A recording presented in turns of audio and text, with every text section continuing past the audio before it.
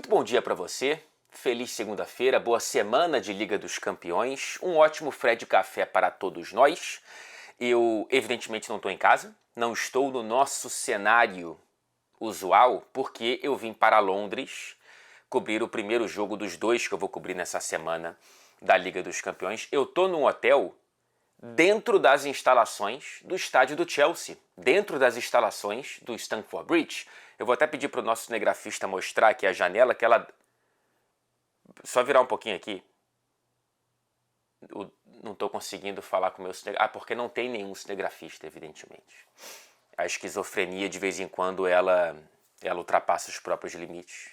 Mas eu prometo, tá? Que aqui, essa cortina, do lado tem uma janela que mostra o estádio do Chelsea. Se eu lembrar, eu vou colocar uma foto na edição, infelizmente, por uma falta de material humano, né? Eu não consigo movimentar a minha câmera para mostrar para você. E ele não está no quadro, porque se eu colocar a janela com o sol no quadro do nosso programa, a imagem fica completamente estourada e você não vai me ver, o que potencialmente é melhor para todos nós.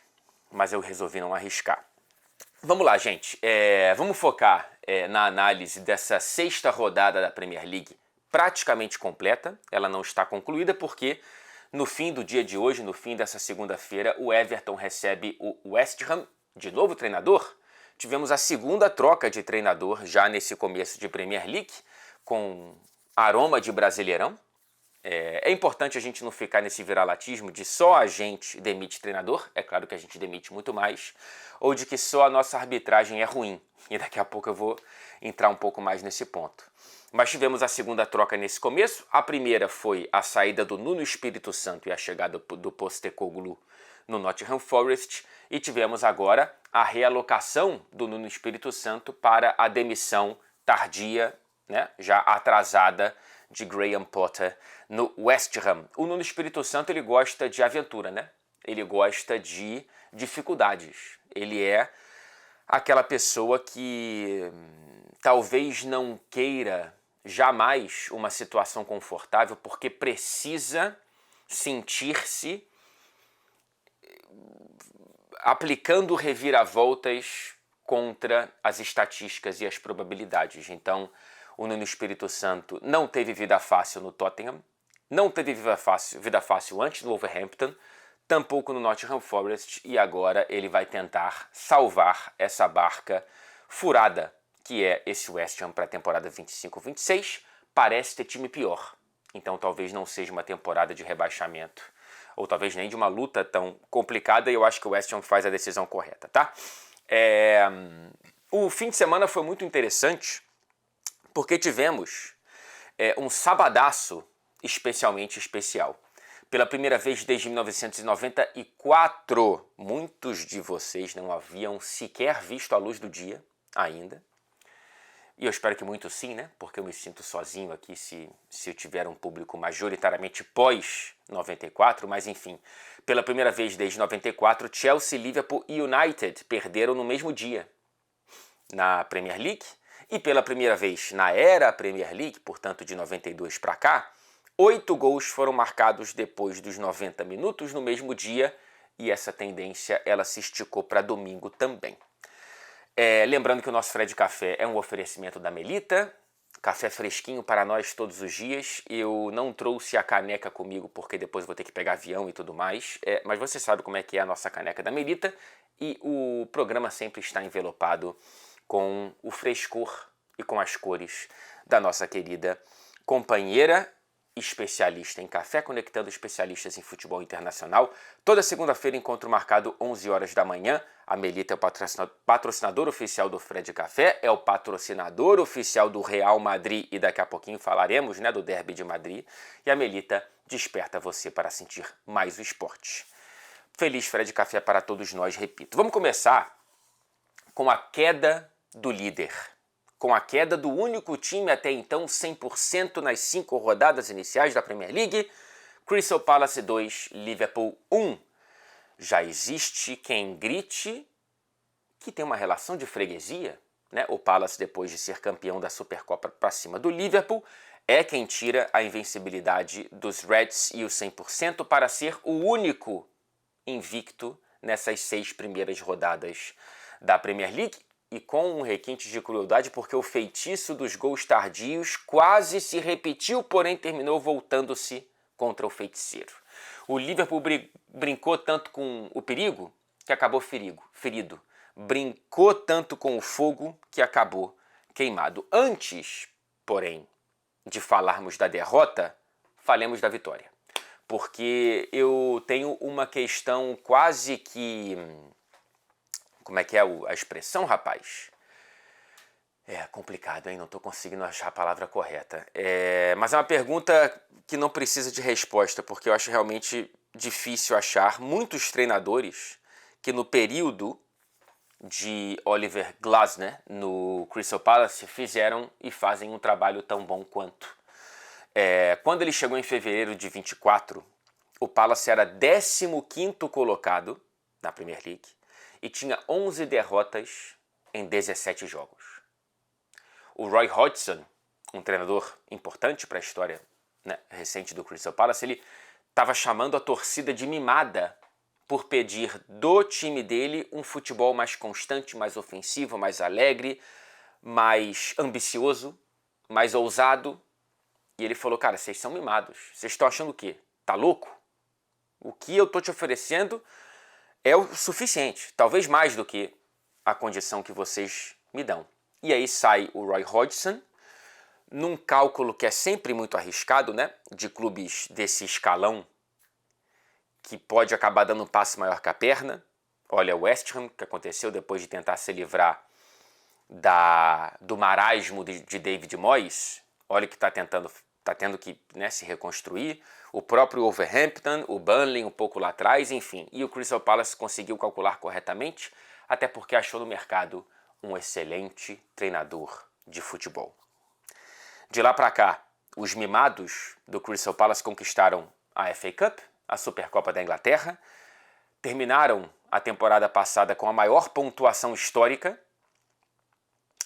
e são 18 rodadas consecutivas de invencibilidade.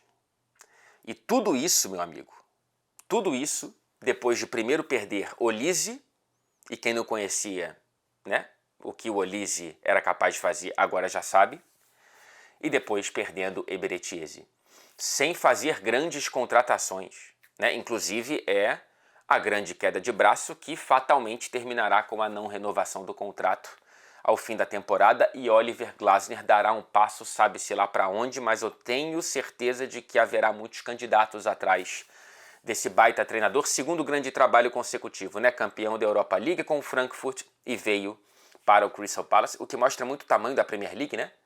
Um cara campeão da Europa League com o Frankfurt acha um bom passo ir para o Crystal Palace, com todo respeito ao Crystal Palace, e aí olha o que ele fez, né? Ele transforma a história do Palace em muito pouco tempo e agora consegue essa vitória contra o Liverpool, dando um banho de bola no primeiro tempo especialmente.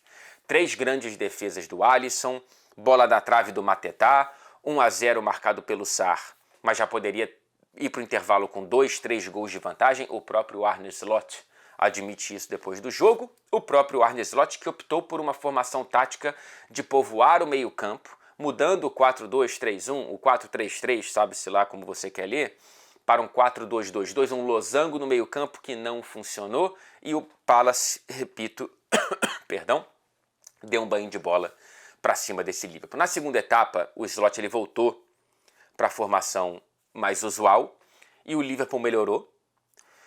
O Henderson, goleiro do Crystal Palace, foi o mais exigido e fez mais um bom jogo. O Isaac perdeu uma boa chance ali pelo lado esquerdo da grande área e até que o roteiro de sempre parecia repetir-se. Aos 87, o Chiesa, que começa muito bem essa temporada, ele empatou. Mão de Mohamed Salah no lance, né? Assim, pelo que eu li, o VAR disse que a imagem não é conclusiva, me pareceu conclusiva e eu achei que o gol deveria ter sido anulado. Mas tivemos o gol validado, o Liverpool consegue um empate, até que aos 97 o feitiço dos gols tardios se voltou contra o feiticeiro e tivemos uma assistência de quem poderia estar trajando as cores do Liverpool, o Guerri. Dá uma assistência para o Nketiah, cria do Arsenal, fazer um gol celebrado também pelos torcedores do Arsenal. 2 para o Crystal Palace, 1 para o Liverpool com justiça. A vitória não é nada mais e nada menos do que o Crystal Palace merecia. O empate seria injusto. Seria mais um resultado mascarando um jogo aquém desse Liverpool nesse começo da temporada e mais um gol de lateral para a área, né? O lateral para a área que, se for aplicado por um time brasileiro, é rotulado como... Eu acordei hoje meio contra o viralatismo, mas enfim. Pode ser rotulado como algo muito rústico, né? Não é desenvolvido o suficiente. Veja só se veríamos isso na Premier League. Vê sim, meu amigo. Olha o Brentford, olha o Crystal Palace. Está todo mundo jogando lateral para a área. Todo mundo. Todo mundo. O que eu particularmente não gosto. Mas deu certo e o Nketiah consegue esse segundo gol para o Crystal Palace. Um começo de temporada muito ruim do Konaté. Tem todo esse burburinho, esse, né, disse-me-disse do Konaté não renovando o contrato, o Real Madrid de olho. E se o Real Madrid está de olho num jogador do Liverpool em fim de contrato, a torcida já começa a torcer o nariz para esse jogador. E ele está tecnicamente mal num setor problemático para o Liverpool, especialmente depois da lesão do recém-contratado Giovanni Leone, que fica o ano inteiro fora, né? A temporada inteira. Então, bicho, nós vamos de Joe Gomes do lado de Van Dijk. Eu não quero recuar o Gravenberch para a zaga. Eu não quero apostar no Endo. Então, eu vejo problemas ali, viu? Eu vejo problemas, porque se o Konaté não melhorar tecnicamente, Van Dijk, pra que te quero? E o McAllister, por questões físicas, também tá esquisitinho, né? Não tá começando bem, não. O Slot, depois do jogo, cobrou publicamente o Frimpong, me pareceu. O Frimpong teve gente que interpretou sendo o Gakpo, mas não, acho que foi o Frimpong no lance do gol, dizendo que estava querendo atacar e esqueceu do marcador. Ele não citou o Frimpong, né? Por isso que fica a dúvida, mas eu acho que foi. E eu acho esquisitinho, assim, bicho, o Slot querer individualizar o gol, né? Eu entendo que existe esse perfil que eu até comentei recentemente do Slot, de falar sem muitas papas na língua, seguindo o estereótipo da escola holandesa, mas há momentos para isso, né? E quando você perde, eu não sei se é um bom momento para você individualizar um lance, não. Enfim, a ausência do Luiz Dias está sendo muito sublinhada por um início aquém do Gakpo, por um encaixe ainda sem suavizações do Wirtz. Agora o Isaac chega nesse ataque, o Salah não está bem, apesar dos números e de um bom jogo ou outro, no geral não começa bem a temporada, e o cartão do Ekitike no meio de semana ficou ainda pior, né? Porque é o único jogador que começa realmente bem nesse setor ofensivo do Liverpool na temporada. Então, assim, o Liverpool já pode começar a conseguir jogar mais bola, né? Seria um jogo difícil. Sempre seria um jogo difícil.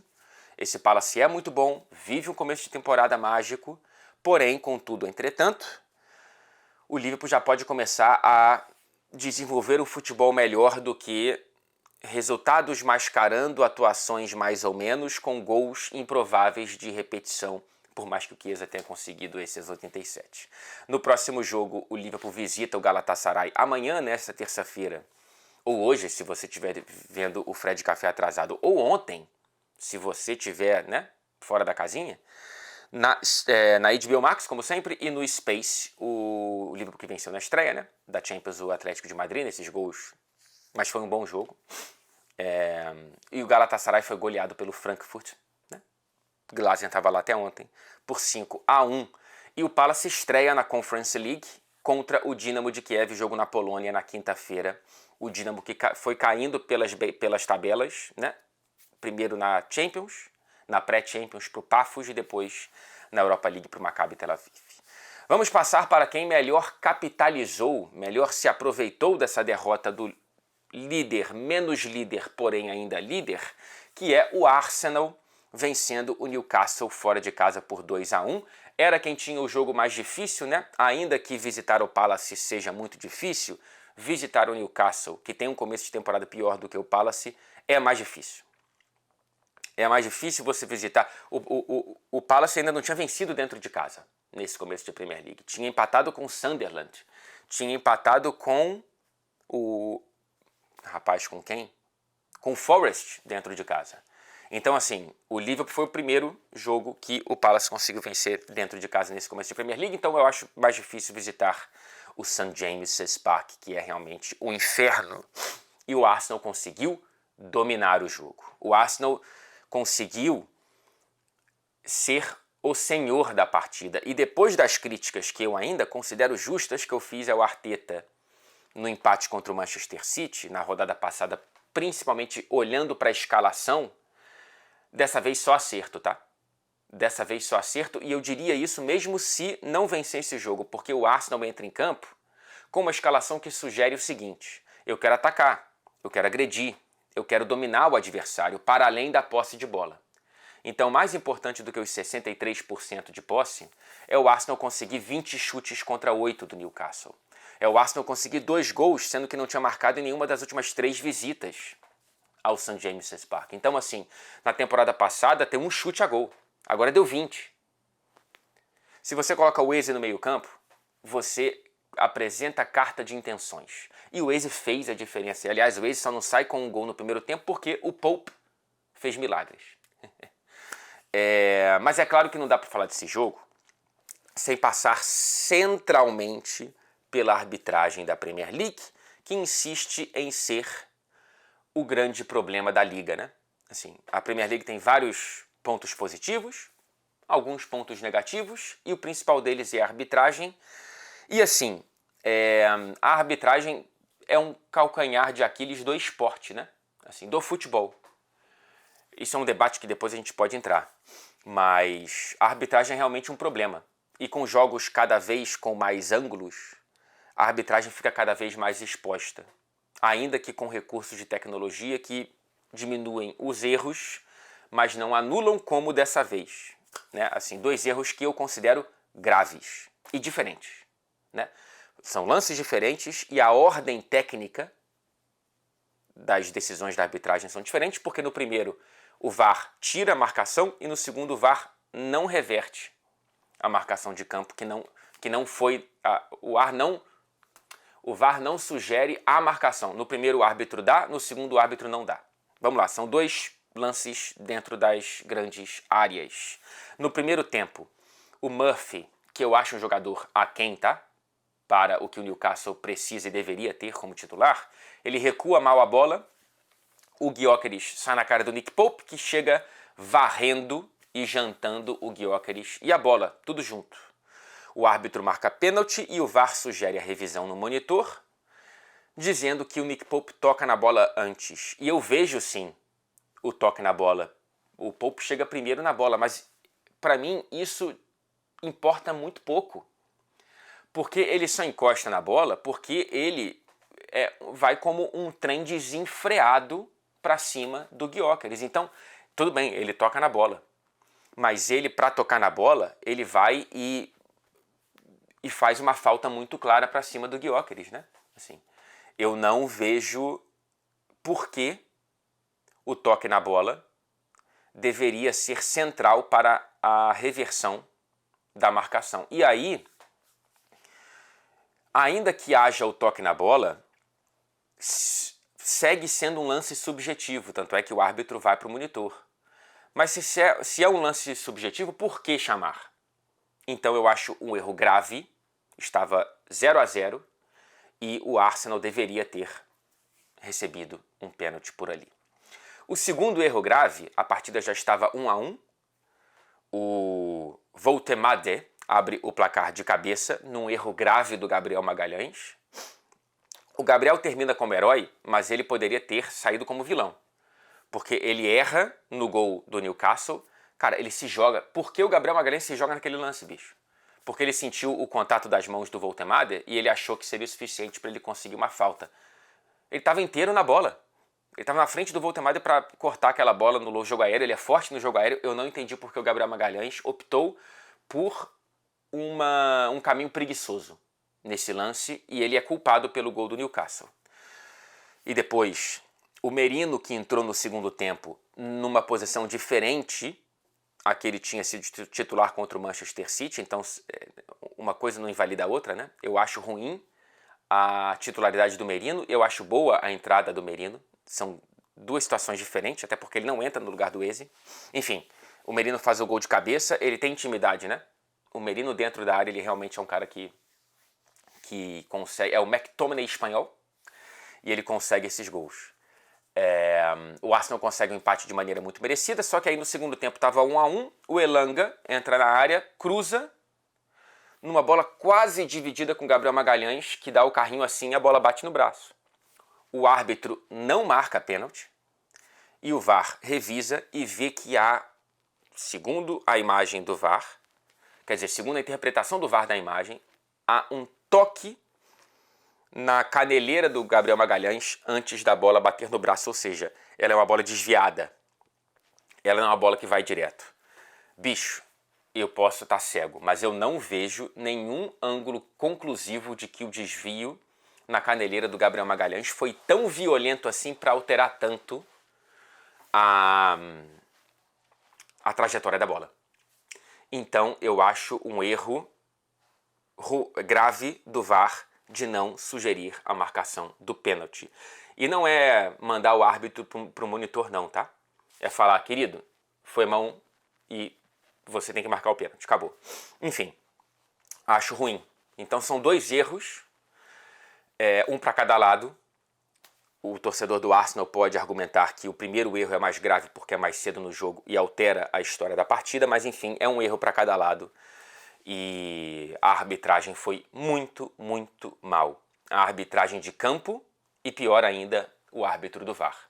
Depois eu quero ver se haverá alguma admissão, né, da PGMOL, que é a Comissão de Arbitragem da Inglaterra, sobre esse jogo, sobre os dois erros, ou se vão sublinhar que foram dois acertos, na verdade. Pois bem, de qualquer maneira, o Gabriel Magalhães termina sendo o herói porque ele faz o gol de cabeça em mais um gol de escanteio do Arsenal e é uma vitória enorme de um Arsenal sem medo, de um Arsenal sem freio de mão puxado, de um Arsenal passando a quarta marcha, de um Arsenal que finalizou 20 vezes no St. James's Park contra o Newcastle. Então assim, bicho, passa a mensagem certa, especialmente depois de passar a mensagem errada contra o Manchester City.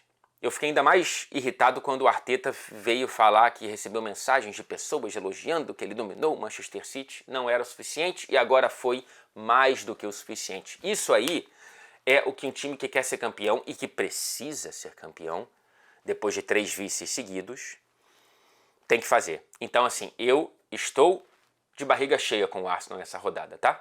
E agora os Gunners estão com 13 pontos, a 2 do líder Liverpool. O Arsenal que recebe o Olympiacos de Rodinei na quarta-feira, jogo com transmissão exclusiva da HBO Max. Arsenal venceu o Bilbao na estreia e o Olympiacos empatou com o Pafos dentro de casa, enquanto o Newcastle visita o Union Saint-Gilloise na quarta também. Jogo mais cedo, né? Abertura de transmissão 12h30. Claro, sempre na HBO Max e também na TNT. O Newcastle que perdeu em casa para o Barcelona na primeira rodada e o Union Saint-Gilloise que venceu o PSV em Eindhoven por 3-1. Vamos passar para os meus vizinhos, que eu prometo que eu estou aqui do lado do Stamford Bridge, porque foi aqui que o Chelsea perdeu por 3-1 para o Brighton, com uma escalação que tinha Robert Sanchez, Cucurella, Moisés Caicedo e João Pedro. 4 titulares que o Brighton vendeu para o Chelsea. E mais uma vez o Brighton venceu o Chelsea nessa mensagem poética de que o dinheiro não é tudo. Você pode comprar quantos jogadores ou treinadores ou comissões técnicas do Brighton você quiser, mas ainda seguiremos roubando pontos de vocês, especialmente dentro da sua casa. Pelo segundo jogo seguido, o Chelsea dá um tiro nos próprios pés. A expulsão do Sanchez aos 5 minutos contra o Manchester United, pelo segundo jogo seguido na Premier League, né? E a expulsão agora do Chalobah no segundo tempo, no comecinho do segundo tempo, diante do Brighton, um erro grave do Andrei Santos, não do Chalobah, nesse lance, tá? Aliás, breve parênteses, entre suspenso, que é o Chalobah, e lesionados, Cowell, Tosin, Fofana, pelo protocolo de concussão, o Chelsea deverá enfrentar o Liverpool em Anfield, na próxima rodada, com Badiashile e Rato na zaga. A não ser que liguem para o Dizazi e fale, falem, volta a treinar com a gente, por favor. Não que seja uma grande notícia, mas é um cara para complementar por ali. E tem o Achapongo também, né? Que inclusive erra no terceiro gol. Cara, pelo segundo jogo seguido também, além do tiro no próprio pé com uma expulsão boba, desnecessária, o Maresca, como consequência, entra em pânico com a expulsão e desidrata o setor ofensivo do Chelsea. Depois, no fim da partida, quando o Chelsea já estava atrás, o Brighton tinha virado e precisava de um empate pelo menos, já não havia o quê? Janela de substituições. E Garnacho, Gittens, George e Mark Gill terminaram o jogo no banco de reservas porque o próprio treinador se desesperou e recuou e quis manter a vitória e não conseguiu. E quando precisava correr atrás do empate, não tinha mais como substituir.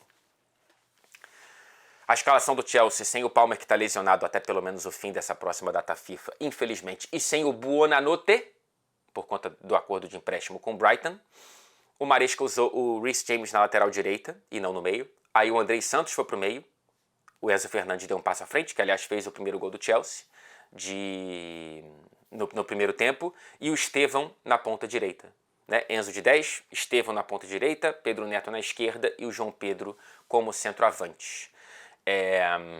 O gol foi uma jogada bonita, né? Um belo passe do Caicedo achando o Reece James ali na esquina da área, cruzou com um desvio, deu um pouco de sorte e a finalização do Enzo Fernandes. Um primeiro tempo pouco movimentado, né? E aí no segundo tempo bem mais, logo aos 4 minutos, o erro do Andrei Santos. O Reece James estava machucado, o Andrei Santos foi fazer ali as vias de lateral direito improvisado, dominou mal a bola, se atrapalhou todo no lance, você vê o desespero do Andrei Santos a cada milésimo de segundo que passa no lance, e aí o Brighton sai na cara do gol, o Chalobah faz a falta, claramente para cartão vermelho, e o Chelsea conseguiu se segurar até os 77, né? Recuando mais e mais o time. O Welbeck, o eterno Welbeck, falamos muito da longevidade do James Milner, mas o Danny Welbeck, aos 34 anos, segue sendo decisivo, mesmo saindo do banco de reservas mais do que sendo titular. Ele marca 2 gols e o De Cuyper marca 1. Os 2 primeiros gols, primeiro do Welbeck e depois do De Cuyper, são com jogadores livres na pequena área. Né? O setor defensivo do Chelsea, não dá para você culpar o homem a menos, né? Assim, é uma desorganização defensiva. Na pequena área, 2 vezes, 2 jogadores livres, leves e soltos. E no terceiro foi um erro do Achapongo, o garoto de 19 anos, defensor que talvez seja utilizado contra o Liverpool, né?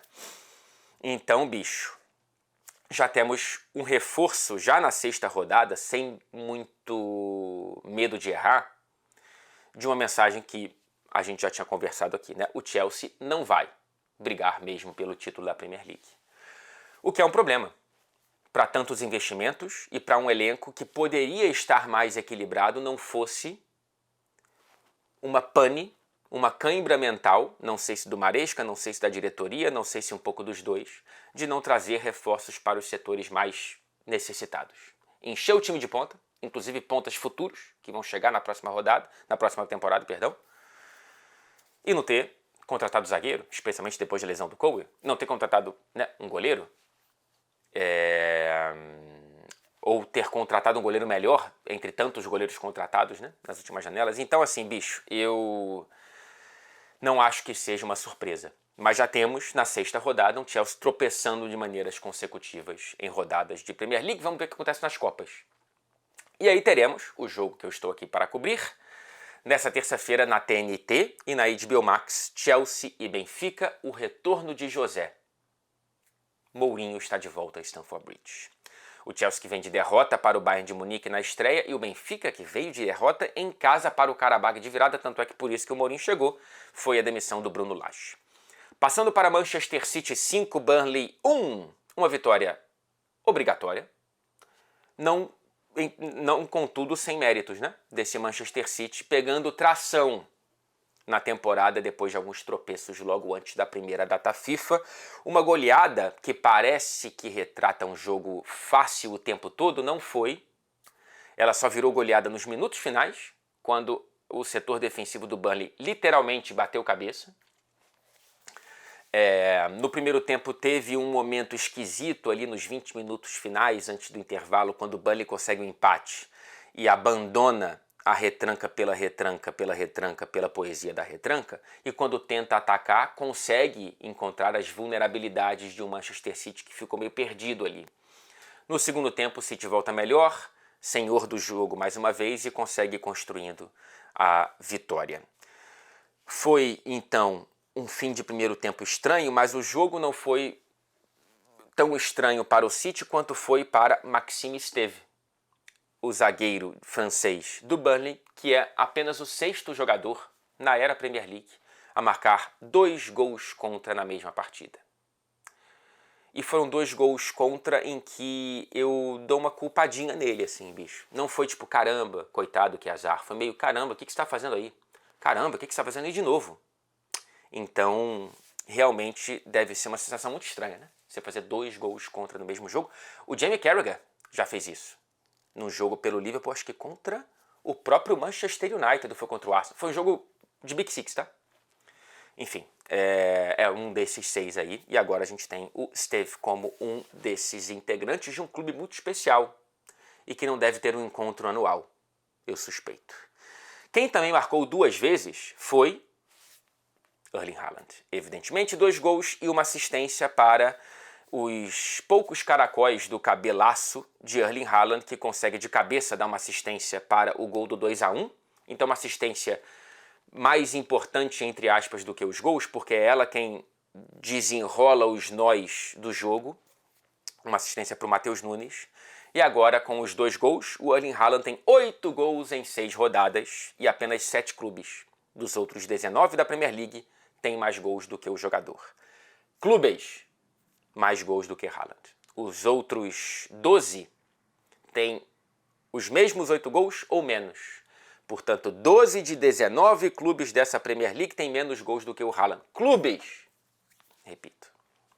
E ele chega a 133 gols com a camisa do Manchester City e entra no top 10 artilheiros da história do clube. 133 gols em 153 jogos, 1 gol a cada 103 minutos. O que, se a gente quiser assumir os acréscimos pujantes, pode ser 1 gol a cada jogo quase, vai? O líder, né, o Haaland vai chegar ali até a vice-liderança, pelo menos muito em breve. O líder é o Agüero com 260 gols, né? Bastante a mais, em 390 jogos. A média do Agüero é um absurdo, bicho. 1 gol a cada 135 minutos. 260 gols em 390 jogos. Então, assim, não é uma certeza que o Haaland vai chegar tranquilaço nesse recorde do Agüero. Ele vai ter que manter uma média parecida. O que ele vai, né? O que a gente sabe que ele vai. E tempo de contrato para isso ele tem, lembremos. Até 2034 o contrato do Haaland com o Manchester City, e a saúde física do Haaland, cada vez mais estável, é um sinal, não é para preocupar o Agüero, não. É para preocupar Cristiano Ronaldo, é para preocupar Pelé, é para preocupar Messi, em termos de números, né? Não de futebol. Mas o Haaland é uma máquina. E é muito importante a gente lembrar e não se esquecer, né? Até porque se lembrar é o passo seguinte, você já esqueceu, né? Então eu espero que você não se esqueça para não ter que lembrar que a gente está vivendo nos tempos de Haaland também. É um prazer viver nos tempos desse cara. A gente está vendo algo muito especial para a história do futebol, tá? Na idade dele, nem Cristiano, nem Messi.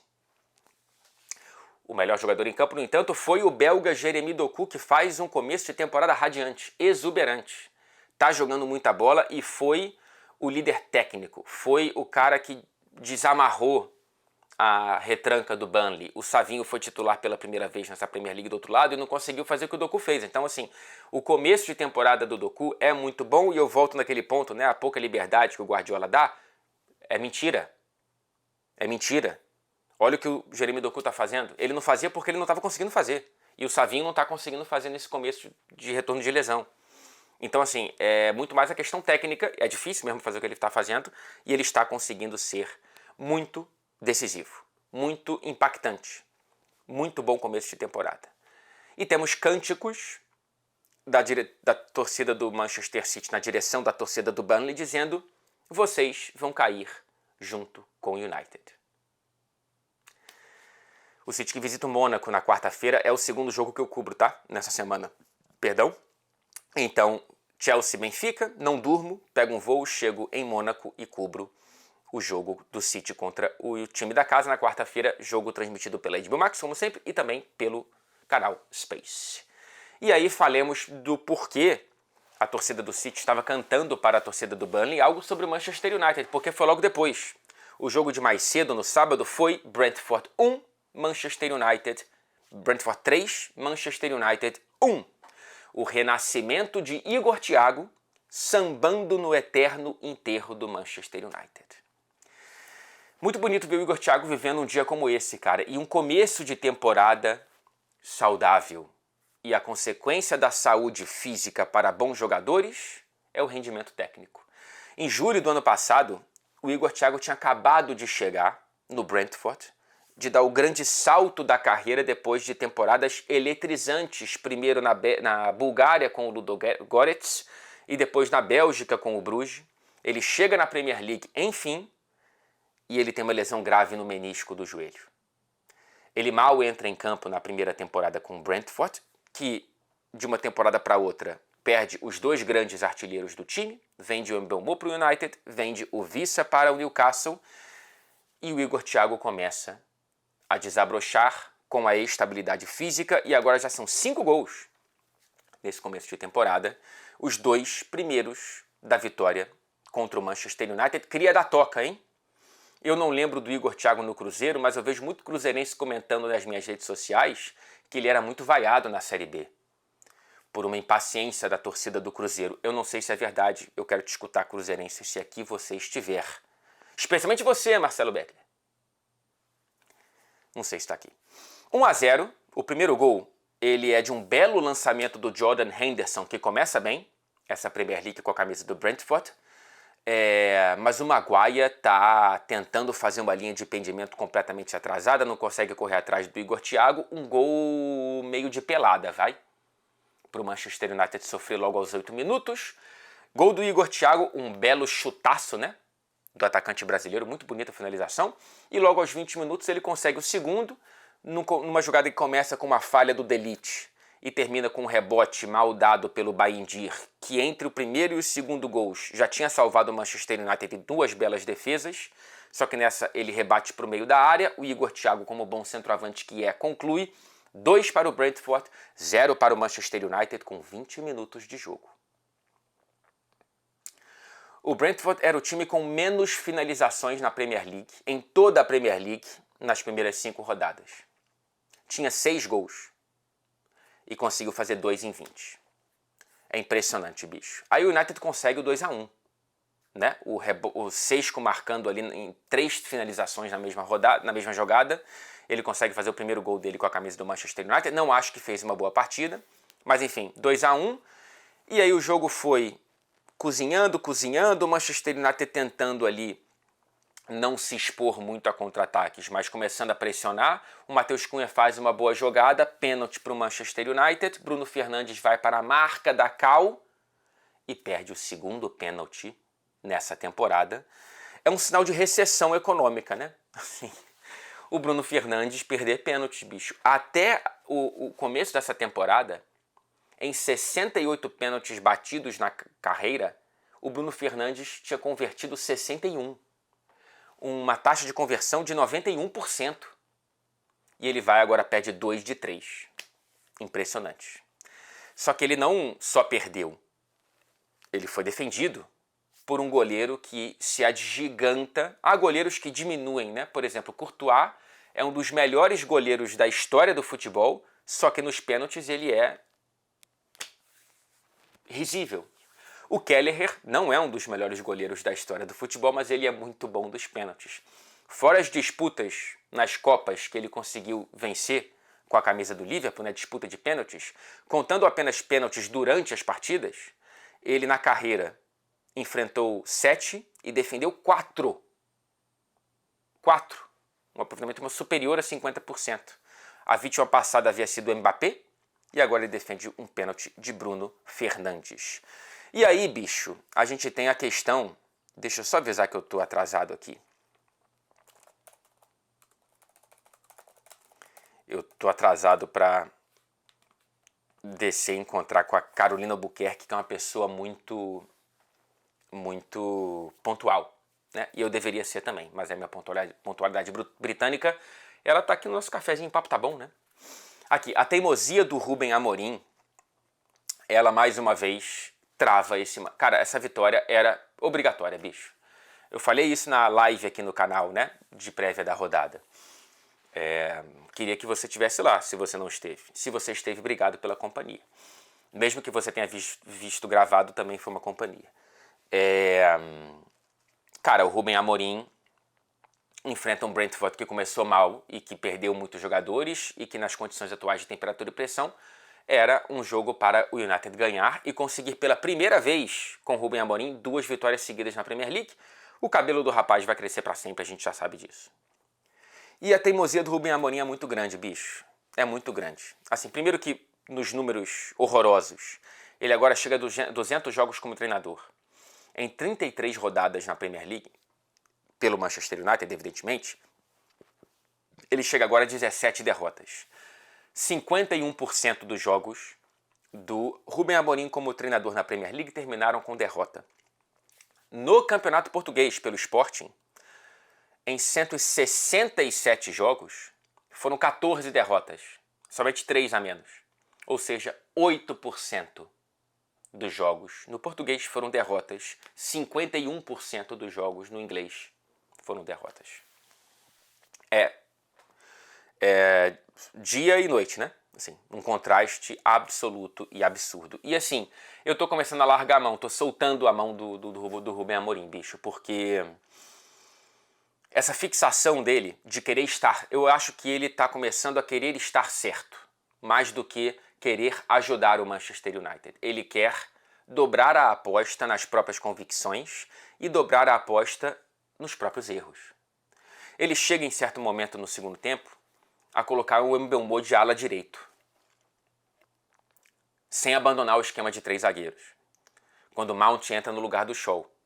E aí, poucos minutos depois, o Zirkzee entra e o Mount vai para a ala esquerda. Então ele termina o jogo com o Mount de ala esquerda, o que não é novidade, incrivelmente, não é a primeira vez que ele faz isso, e Mbeumo de ala direita. Assim. É um Manchester United que cede o terceiro gol em mais uma falha do Baindir, essa é uma falha clamorosa, né? Num contra-ataque de um time que estava completamente aberto em busca do empate. Então assim, gente, podemos aqui discorrer sobre os problemas de Rubem Amorim. O ponto principal para mim é, cá estamos mais uma vez, querido e querida telespec, analisando um show de horrores do Manchester United, ainda pior, ou talvez com similaridades ao anterior. Jogadores que saem brilham, jogadores que chegam minguam. E a culpa será do treinador, assim como foi do treinador passado e fatalmente será do próximo treinador. É um vale a pena ver de novo eterno, né? Copia e cola, vê as análises anteriores e talvez as futuras. É impressionante como, mais uma vez, a gente está nesse momento, numa crise sem fim. E agora, o grande responsável é o Rubem Amorim. Até o próximo. Nottingham Forest 0, Sunderland 1. Vamos falar, por favor, do meu xodozinho nessa Premier League. Aliás, é uma palavra linda que a gente tem no nosso vocabulário, né? Xodó. Que linda expressão que a gente cunhou no nosso vocabulário. E viva, além da palavra xodó, viva o Sunderland, que já soma 11 pontos em 6 rodadas, bicho. A maior pontuação de um recém-promovido na Premier League desde o West Ham, quando subiu em 2012. Ele já tem, o Sunderland, 91% dos pontos do Southampton, lanterna da temporada passada, 11 de 12. 50% dos pontos do Ipswich, vice-lanterna da temporada passada, 11 de 22. Né? 11 pontos do Sunderland, 22 do Ipswich. 44% dos pontos do Leicester, que foi o último rebaixado da temporada passada com 25 pontos. E 42% dos pontos do Luton Town, que é dos 6 das últimas 2 temporadas que subiram e caíram, o que mais pontuou. com 26 pontos. Em 38 rodadas, o Sunderland já tem quase metade com 6. Nunca um clube que subiu investiu tanta grana na janela, né? Já falamos sobre isso aqui, 180 milhões, mais do que, por exemplo, nessa janela passada, que a dupla de Madrid, que daqui a pouco será tema aqui do nosso Fred Café. Ter grana é essencial, claro. Saber utilizá-la é ainda mais importante. O Xhaka tem desfilado com a camisa do Sunderland, como desfilou com a camisa do Leverkusen. Contra o Forest, o goleiro recém-contratado, o Robin Ruffs, foi o melhor em campo. E vários outros recém-contratados jogando muito bem com a camisa desse Sunderland resiliente. Segurou o Forest, quando não com um bom sistema, com o goleiro muito bem debaixo das traves, e o Ante segue sem vencer. Nesse começo com o Nottingham Forest, havia uma suspeição de que o Igor Jesus poderia ser o novo titular, de fato, do Ante. Pode ser até que seja, mas dessa vez não foi. O Chris Wood foi titular. No segundo tempo, o Igor Jesus ele entrou para jogar junto com o Chris Wood. Inclusive, o Forest, que joga pela Europa League depois de empatar com o Betis na semana passada, agora dentro de casa contra o Midtjylland na quinta-feira. Deixa eu fechar o Fred Café com duas curtinhas. A primeira, o empate do Tottenham contra o Wolverhampton em casa, um tropeço imperdoável dos Spurs para dar o primeiro pontinho para os Lobos nessa Premier League. E foi um empate arrancado pelo Tottenham, tá? Com gol aos 49 do segundo tempo. Um bonito chute de João Palhinha, apesar de ter sido uma partida que talvez não fosse para o Palhinha jogar. Porque, em algum grau, o Palhinha, que é um belíssimo destruidor de jogadas, e talvez o melhor nesse quesito ao lado do Caicedo, na Premier League, ele não é um construtor. Eu acho que ele... Como é que dá pra dizer, cara? Ele é muito unidimensional. Ele não tem... Ele não... Sabe aquele escanear antes de receber a bola para saber como acelerar a saída de bola? Eu acho ele muito rudimentar nesse quesito. E isso desacelera a saída do jogo dos Spurs. O primeiro tempo foi bom, tá? Do Tottenham. Podia ter aberto o placar no comecinho, o Kudus perde gol, né? É uma grande defesa do Johnston, mas deveria ter feito o gol, o Kudus na pequena área de cabeça. Mas foi um bom primeiro tempo do Tottenham, mas de uma mesa de sinuca inclinada. Sabe que já jogamos todos uma sinuquinha, né? Botequim, né? Aquele cafezinho, melita e tal, não sei o quê. Mas aí aquela mesa inclinada, era o Tottenham só atacando pela direita com o Kudus. E o Xavi Simons mal escalado, desculpa, Frank. Eu não vou apertar sua mão nessa insistência com o Xavi Simons na esquerda, não. Eu prefiro ele no meio, até porque o Bergvall não fez uma boa partida. Eu acho que esse jogo, inclusive, era para você ter um meio-campo mais solto. Vai com o Sarr e com o Bergvall? Ou vai com o Sarr e o Bentancur e o Bergvall no banco? E o Xavi Simons titular? E aí pela esquerda vamos com o Brennan Johnson? Ou tentar o Odobert, mas eu iria de Brennan Johnson? Enfim. Então, eu acho que o Tottenham, apesar de ter criado chances pela direita, foi muito viciado em um lance, em um lado do campo. E no segundo tempo foi uma pasmaceira danada, né? Depois que o Wolverhampton consegue o primeiro gol, numa confusão ali entre Vicário e Palhinha, 1-0 para os Wolves até os 49, quando o Tottenham volta a criar alguma chance e o bonito chute do português. O Tottenham que visita o Bodo Glimt nessa terça-feira, jogo exclusivo da HBO Max, venceu na estreia o Villarreal, enquanto o Bodo arrancou o empate com o Slavia Praga. E fechamos com Atlético 5, Real Madrid 2. Pela primeira vez desde 1950, o Atlético marca 5 gols contra o Real Madrid em um jogo oficial. Desde 1950, ano de inauguração do Maracanã, o Brasil não tinha, até então, nenhuma estrela no peito. O Paulo Baier tinha apenas 100 jogos na carreira naquela altura. Piada clichê, que eu acho que talvez não seja mais compreendida porque talvez haja pessoas aqui, talvez você, que não tenha noção dessa piada porque não viu tanto Paulo Baier. Quem é o Paulo Baier para a nova geração?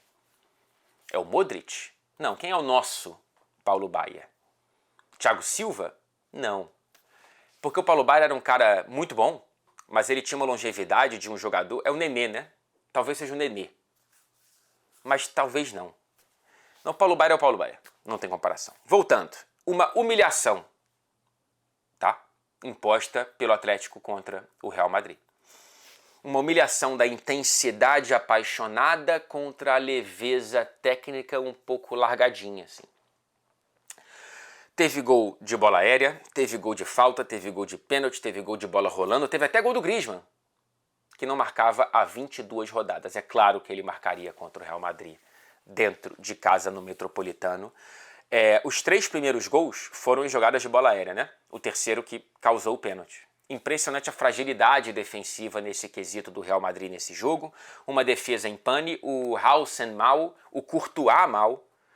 Ele foi mal no lance do pênalti, se é que dá para falar isso, mas eu acho que ele foi mal na falta, apesar de bem batida pelo Julián. Aliás, Julián Álvarez é um jogadoraço de futebol. É um jogadoraço. E, pelo amor de Deus, não me venham falar que o Julián Álvarez é um jogador que o Simeone não sabe aproveitar. O histórico do Simeone com atacantes é muito bom, tá? Não é todo que deu certo, mas muitos deram certo de maneira especial. Diego Costa, Forlan, entre outros. Não vou lembrar aqui dos outros, né? Mas muitos atacam, o próprio Griezmann. Então, o Julián Álvarez vai dar certo, sim. Quer dizer, ele já é, né? Putz, a bateria da... Olha como é que fica, bicho. Que coisa. Já tô terminando mesmo? Vou terminar. Xabi Alonso, ele estava mais protegido pelos resultados do que pelas atuações. Dá para comparar um pouquinho com o Arne Slot, mas nem tanto, porque o Slot pelo menos já tem a primeira temporada de título. Mas é um começo frágil. Porém, é um começo. O negócio é que o Real Madrid não tem... O relógio urge, né? E o Simeone é autorreciclável. Ele consegue, né? Tá pressionado, bum! Ele nos lembra porque ele é tão magnânime para a história do Atlético de Madrid. Eu falei certo essa palavra? Eu falei certo? Eu acho que é isso mesmo, né? Rapaz, eu tô aqui com umas dúvidas.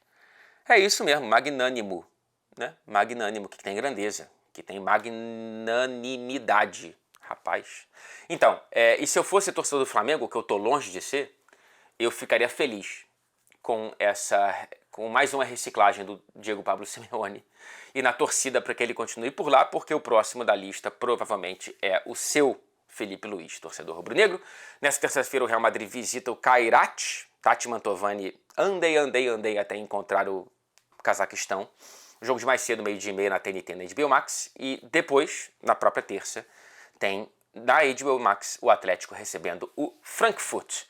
É o Frankfurt mesmo do Atlético de Madrid? Não é não, né? Cadê? Eu já falei do Frankfurt aqui? Não, acho que é isso mesmo. É o Frankfurt. Eu tô ficando maluco. E a luz já foi embora. Beijo. Beijo pra vocês. Até o próximo vídeo.